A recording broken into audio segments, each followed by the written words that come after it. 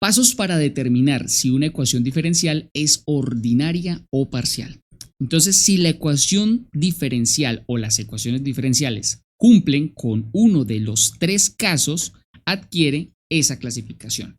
Entonces, la idea es, aquí tenemos tres situaciones matemáticas y aquí también tenemos otras tres situaciones matemáticas. Si con una sola de cualquiera de esas, usted observa que la ecuación diferencial tiene una sola de estas, podemos decir 6, entonces ya podemos clasificarla en una de las dos. Si usted ve que alguna de estas tres características está en la ecuación diferencial, se puede decir que es ordinaria. Pero si usted ve que una de estas tres características está en la ecuación diferencial, entonces es una ecuación diferencial parcial o una que se llama EDP o EDO. La idea es que nosotros solamente nos vamos a enfocar en las EDO, ecuaciones diferenciales ordinarias. Entonces la pregunta es cómo entender cada una de esas situaciones. Bueno, en el caso de ordinaria, hay tres situaciones y vamos a contrastar esas tres situaciones de ordinaria con las de parcial. Entonces vamos a ver la primera situación. Entonces resulta que hay dos notaciones en cuanto a la forma de la derivada. Nosotros podemos tener derivadas con la letra D, observen esta letra D, vean, o podemos tener derivadas con el corchete. Entonces, si nosotros vemos que en una ecuación diferencial está este corchete, automáticamente es una EDP, ecuación diferencial parcial. Pero si nosotros observamos que todas las derivadas están escritas con la letra D y que la variable de abajo siempre es la misma, observen, aquí está la T, arriba está la X. Uy, aquí cambiaron a la Y, pero abajo sigue siendo la T. Uy, que ahora está la Z, pero abajo sigue siendo la T. Eso nos está indicando que la variable independiente en las tres derivadas es la T. Y por lo tanto, si la derivada en los tres casos es la T, entonces podemos decir que es una ecuación diferencial ordinaria, porque solamente tenemos una variable independiente. Porque la de abajo, como aquí lo aclaro, esta que está abajo es la variable independiente.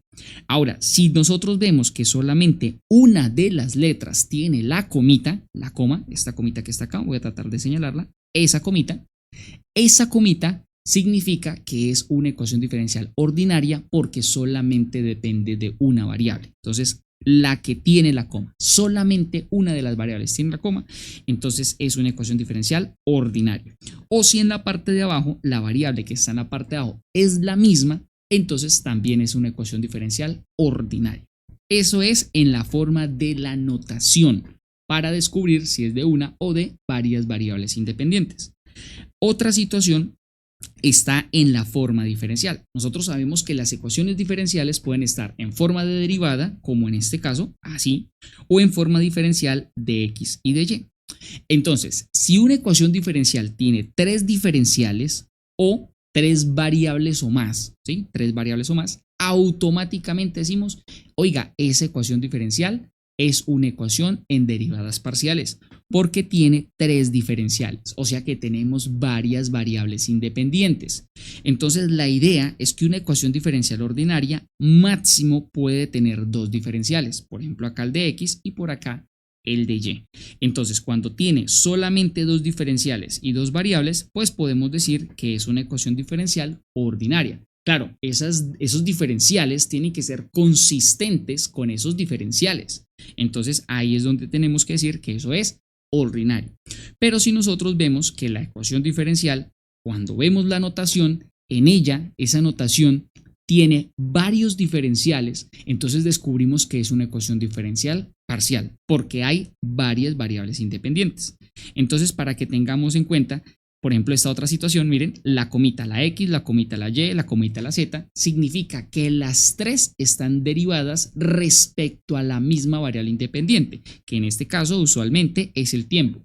Usualmente se mantiene el tiempo como la variable independiente, la variable absoluta, que pues nadie depende del tiempo, todos dependemos del tiempo. Entonces, cuando tengamos la notación de la comita, vean que todos tienen solamente comitas, ¿sí? O sea, las letras tienen comita. Ahí también se puede decir que es ordinaria, porque indirectamente nos están diciendo que todas las letras dependen de la misma variable, o sea, al derivar, las derivaron respecto a la misma variable. Entonces, la forma de ver la derivada es con la fracción, con la letra D y con la comita. que en el caso en el que se vea como fracción, en la parte de abajo todas tengan la misma letra, y si tienen comita, pues ahí varias letras pueden tener la comita. Lo importante es entender que cuando todas tienen la comita o varias de ellas tienen la comita, se entiende que la variable independiente es una sola. Y bueno, aquí sí la notación es el corchete.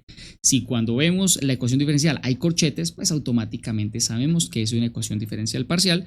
Y cuando tienen los subíndices, porque esto es doble derivada respecto a x, doble derivada respecto a y, doble derivada respecto a z, esta es la famosa ecuación de Laplace, pues en ese caso es una ecuación diferencial parcial. Y bueno, esas son las características. Recuerden que con solo una de ellas que ustedes observen en la ecuación diferencial, pues automáticamente le da esa característica de ordinaria y de parcial. ¿Que cuáles son las situaciones para que sea ordinaria? Estas tres situaciones. Digo estas tres situaciones porque esta puede ser una, esta puede ser la otra y esta puede ser la otra. Y aquí, en el caso de parcial, pues estas son las tres situaciones que pueden darse para que sea una ecuación diferencial parcial. Recuerden que con solo una de esas tres características obliga a que sea esa situación en específico. Y bueno, esa es la forma de clasificar una ecuación diferencial entre ordinaria, EDO, o ecuación diferencial parcial.